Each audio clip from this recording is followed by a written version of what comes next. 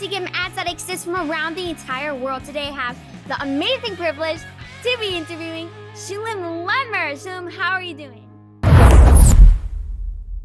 I am doing fantastic. Thank you. What an incredible, such enthusiastic welcome. I'm getting excited already. Amazing. All right. Can you be sure with us a little bit about yourself, your hobbies, what you enjoy doing, a little bit about your background? Let's hear. How much time do you have? As long as you need. Nah.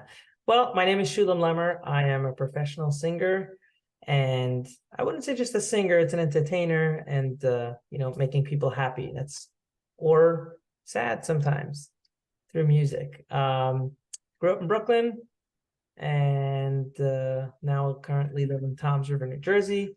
And I really enjoy what I do. This is my hobby. My hobby is inspiring people, which is, like I said, sometimes making people happy, making people sad at the times when needed. And I love what I do. Beautiful. All right. So you're a singer.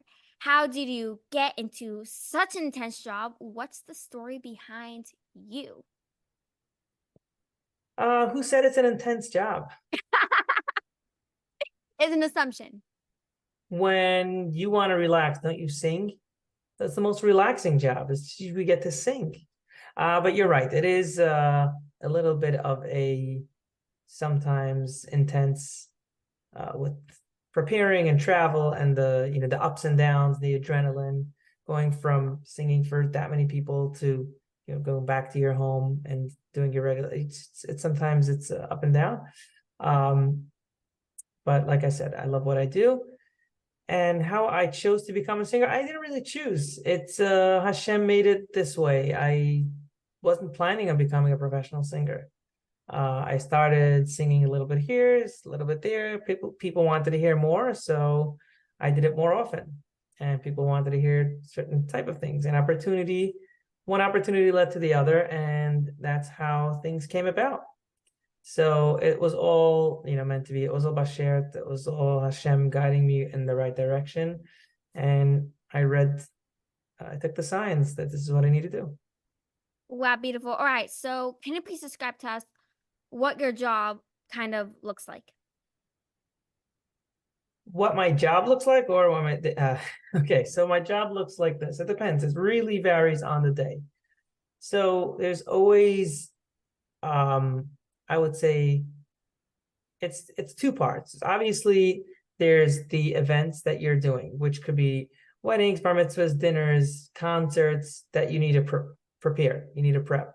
So, let's say tomorrow I'm going to Los Angeles for a wedding that I need to prepare and know the chuppah songs and know the arrangements. So even though you know the song, you have to make sure you know the arrangements. Like the intro goes once, then part A goes once or twice, and then the high part, and if there's a choir, who does what, when, and you have to know this. You can't have it written down. You have to remember each song, the arrangement and the lyrics, and prepare your key. It shouldn't be too high, shouldn't be too low.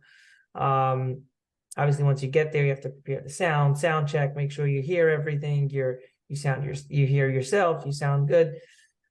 That's the one aspect, and there's always things in the pipeline. Obviously, you always have to prepare for certain things. If you have a staff, they take care of your bookings, but if not, that's part of your job too. So it's a full-time job. People think that it's just, you come to sing, but really it's run like a real office. And if you have a staff to take care of that, then you get to really just prep for the singing. That's the one aspect. The next aspect is trying to come up with creative new material for yourself, which is an album, singles, videos, creating your own content that actually keeps you relevant or keeps you new and just even challenges yourself to come up with to dig deep and share your feelings and vulnerability and record it and do that. So that also comes with the territory. You have to think about ideas and what to do and push yourself to be better and get a good song, get a good lyric, get a good idea, get those kind of things. So those are mostly the aspects of the singing. Obviously, you have to keep your voice, make sure you're up always, go to voice lessons, or keep your keep your voice safe, always keep warm, always keep whatever, all those little things, that's for sure. But more or less. Wow, beautiful. All right, so what does preparation for the process of a music video or singing on stage, etc., kind of looks like? Honestly, these are very good questions. So music video, usually you hire a company that will take care of the technical stuff. They will take Right. care of the finding the location, getting the film crew, getting the actors if needed, setting up those kind of things. But for myself, I just need to make sure that the vision of the video is aligned with my idea and makes sense. If someone comes with an idea, I want you to go down with a race car and singing to Hashem, that's not going to work. It needs to obviously mean something to the song. Right. That, and then it's usually knowing the song by heart, and not only just the song, knowing every tiny little thing, because you have to lip sync that. So even if there's a little bit Ah, of whatever you see on the music video is the track that was already recorded months before. You don't hear anything, so it's only visuals being recorded. right. In order for it to match exactly the audio, you have to know it. And sometimes you do a little bit of a run or a trill in the voice, and you want it to reflect in the music video.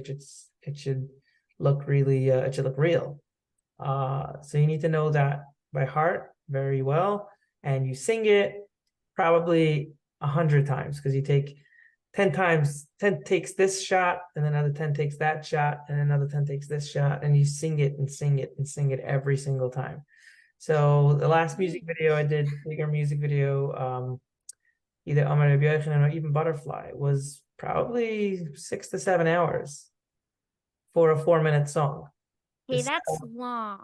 That's because, really but long. yeah, because even when you switch to a different location, you have to set up the lighting. So the lighting, you take a break, but the lighting crew continues to work, and the setup, and then and over and over again. And then even when that's done, that's the filming, is goes to the editing. The editing needs to prepare what goes when, and when do you show what, and how do you bring this all together. That's not my job. That's why you pay an editor to do it. It's like creating a whole film, like Really a is. It movie. really is. It truly is, and that's what makes it beautiful. And it's a story. It's not just, oh, this looks good. This looks good. Why would you? It's everything has a deeper meaning.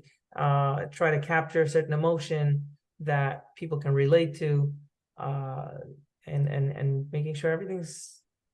That's as far as a music video. What was the second question? As far as Singing on stage. singing on stage. Oh, so singing on stage, I think there's no prep really. All the prep comes before. You make sure to do sound check, to do rehearsal, so you know your stuff. Obviously, that's the most important prep. Right. Uh, Anything else is just extra. Some people have anxiety, stage fright. Some people have nerves, butterflies in their stomach. Some people more than others, and sometimes more than others. Sometimes I've been more nervous when singing in front of 10 to 15 people than scheduled to sing to 20,000 people. So Why though? Like, what's the it's, I don't know. I don't know. It could be your mood. It could be if it's doing new songs or new arrangements, or a musician that you haven't used and you don't know if right? you do it, or let's say you sang a lot and you didn't sleep and you don't know if your voice is going to carry throughout the whole night. It could be a bunch of things, but usually the nerves are before. Once you're on stage, everything is much easier, because you're having fun and you're trying to Right. accomplish something. You're out there for a mission. You're there for the goal. And I always, start with the capital Tehillim, Parak Tehillim, because at the end of the day, we can be nervous, we can plan, we can do whatever we want. It's all up to Hashem, and Hashem gives you this gift and wants you to accomplish something with it. So you ask Hashem, please help me accomplish what you want me to accomplish with what you gave me. Wow. Wow, beautiful. All right. What is something you really love about this job? Inspiring people, I think, or touching people's hearts. Sometimes um, even when you go into a hospital, just to sing for people that are laying in bed for a week or so, and singing one song makes such a huge difference to them. Right.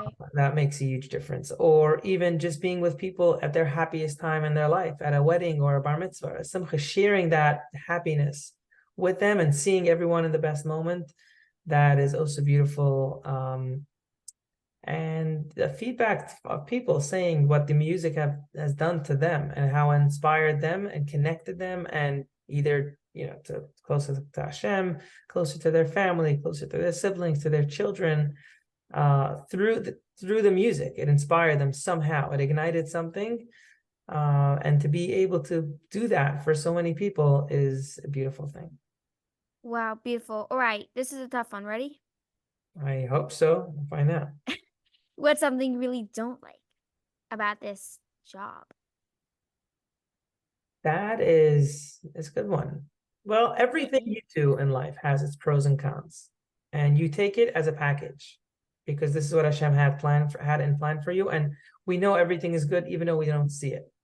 So I wouldn't say it's not good. Some things have challenges that we have to focus a little bit more to try and see the good. I would Mm, call it that more than it's not so good, because everything is good and we don't know it, we don't see it sometimes. right. Um, the challenging part is, I would say, a few things. I do a lot of Shabbosim as well. I'm the Chazan.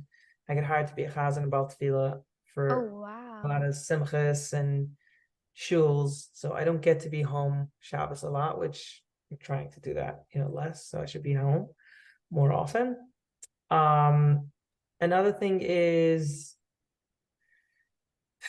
um, sometimes, you miss important things, family events, because you're working, missing your children's PTA, or missing certain Hanukkah at home, certain nights of Hanukkah, or missing certain weddings or bar mitzvahs or Sheva Brachos within your family. That's challenging sometimes, but uh, it's like I said, it's all one package, and I love what I do, and everything comes with a price, and I wouldn't Right. do it for anything else. Right. Wow, beautiful. All right. Is it hard to juggle your family and daily life, as you said before, um, with what you do? Yes and no, because like I said earlier, I don't get to be around during certain times, but at the same time, I get to be around when other people are usually at work. So if people have a general job, let's say 9 to 5 or even 10 to 4 or something like that, they would have to be there.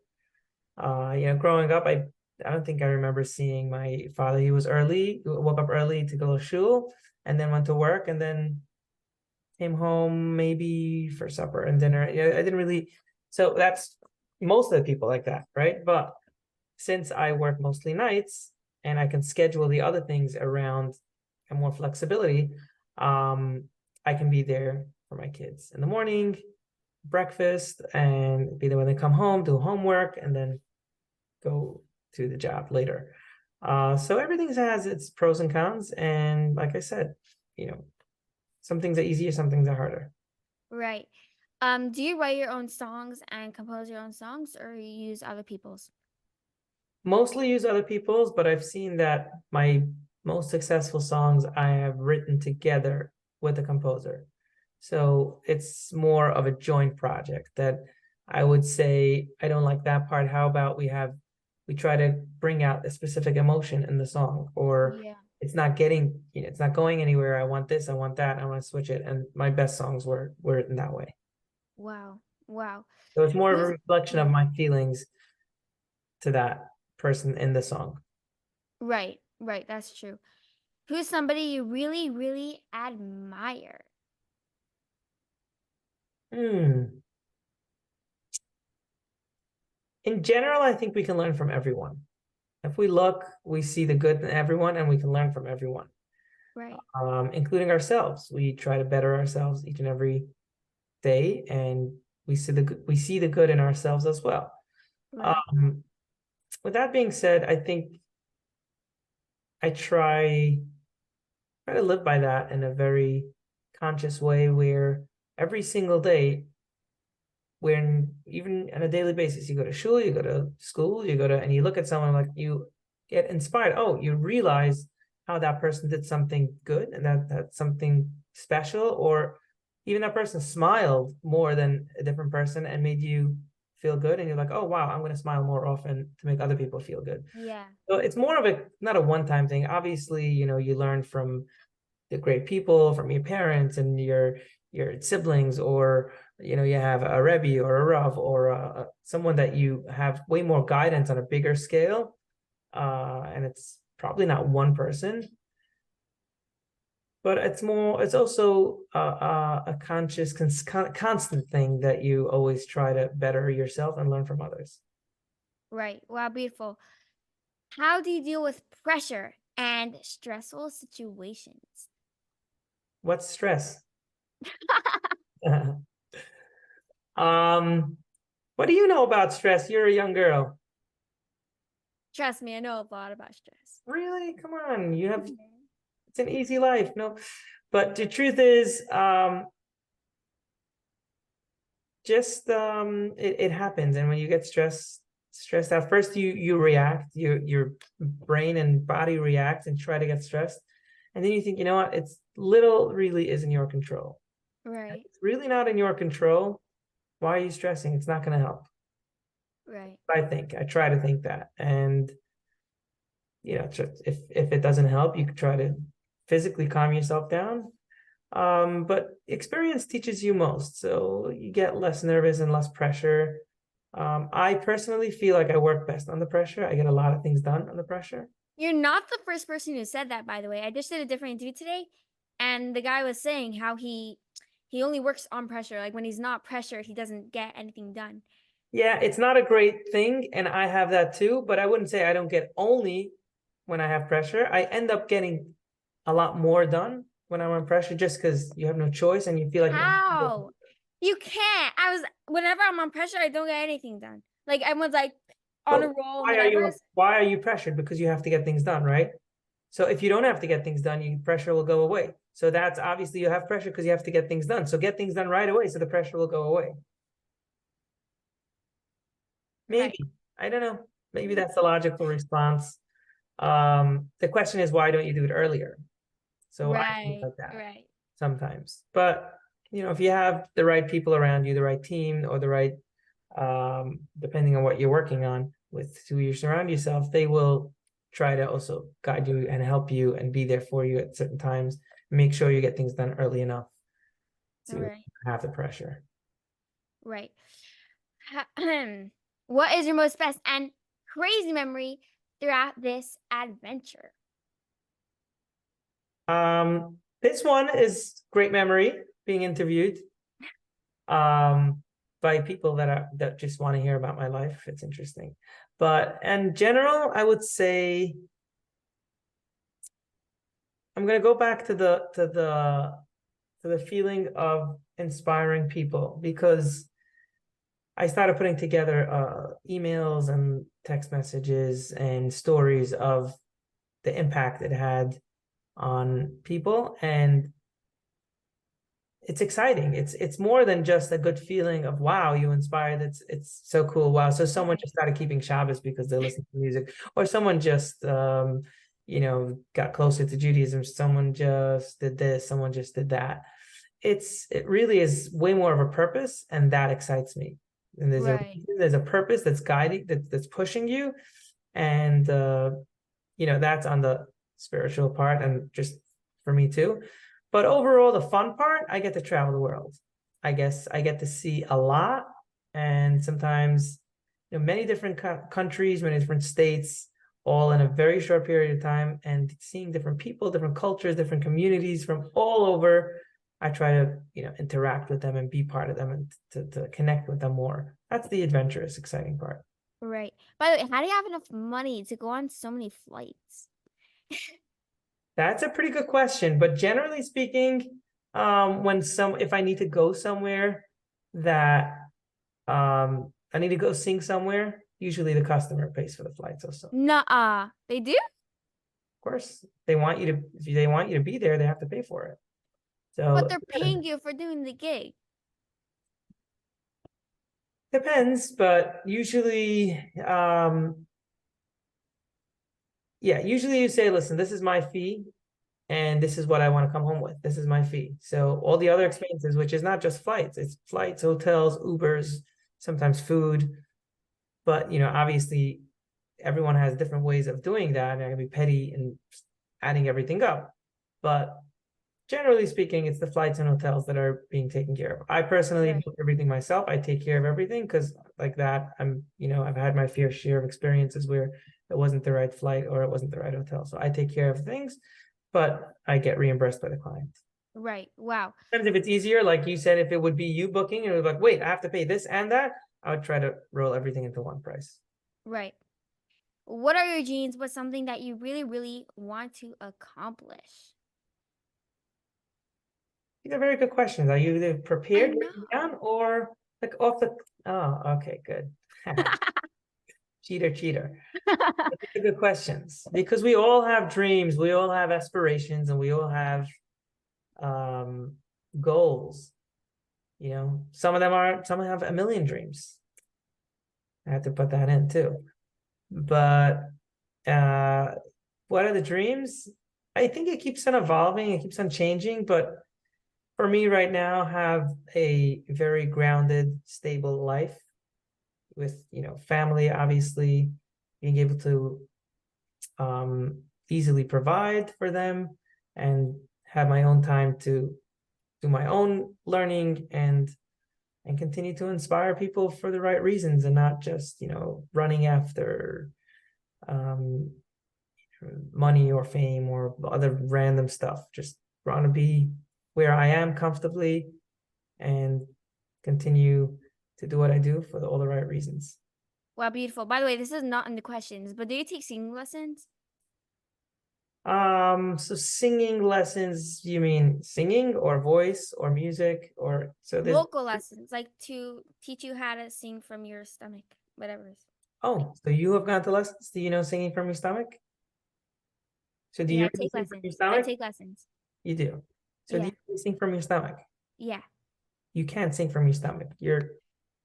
Your voice is here. You cannot sing from you. You can only sing Hey, from your but you breathe through your stomach. breathe through your stomach. Oh, that helps. Um, if I do, not really. I should. I mean, yeah, here and there. I've studied, quite a long time, so I have my own exercises and way of. But yeah, you always have to go back in for a tune up and to make sure you're in the right direction. Right. I look at it like if you go to the gym, right? You don't necessarily have to go to a personal trainer every single day, Right. but Right. you have to go once in a while, but you have to go to the gym. You have to work out yourself. So I try to warm up and do my vocal exercises every single day, if not every other day. Hey, so you do vocal exercises. It's not like you're doing nothing for your voice. No, of course. Of course. Yeah. Doesn't necessarily mean you go to lessons or training, but every once in a while I try to do training just to fix it a little. No, because what I do is I go to training, right? And then basically, like right now, I'm not taking it because I'm out of town. I go to school. But she left me, let's say, a CD. So I practice all Of my exercises. Is that course. what you do? So you take Yeah. it once and then you. Yes, when I have voice lessons that I listen to that I've been doing probably 2, 3, 4, 5 years ago. Sometimes I'll go back and do the lesson. Oh, wow. Yeah, That's really cool. where I am and what I want to do. I remember at certain time. Yeah, I'll do that. Of Wow, course, beautiful. All right. Ready for the last question? ready, always ready. What is a life lesson that you can teach us? This is why you were on here. So gotta be good. This is the main question. This is the take-home lesson. Um, well, how deep do you want to get? What's your audience? Who is your audience? Everyone, honestly, everyone. There's people from like Williamsburg that watch my things. That's incredible. That's amazing. So a life lesson. Someone asked once the wisest man on the planet, which was Shlomo HaMelech. What is the best advice you can give me? The story goes that a ring and only 3 letters could be on it. What are the 3 letters that I should be able to see and remind myself that's always going to make me happy? So Shlomo HaMelech said, Gimel, Zayin, and Yud. Gam ze yaver, this too shall pass. Which means when you're happy, don't get overexcited. The happy phase will pass.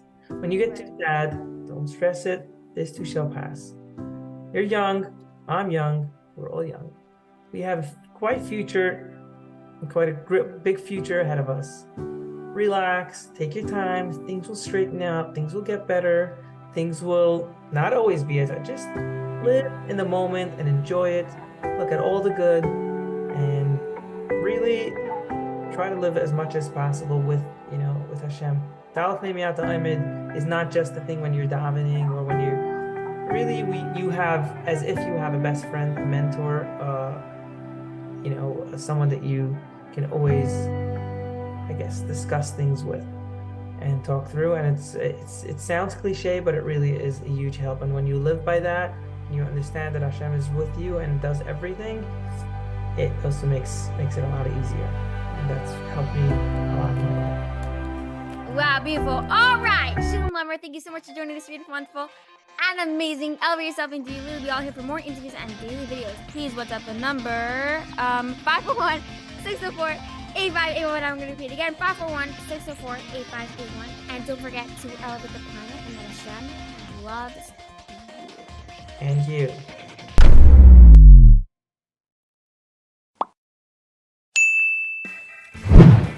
To be added to the EGOT group chat, please contact the number 541 604 8581.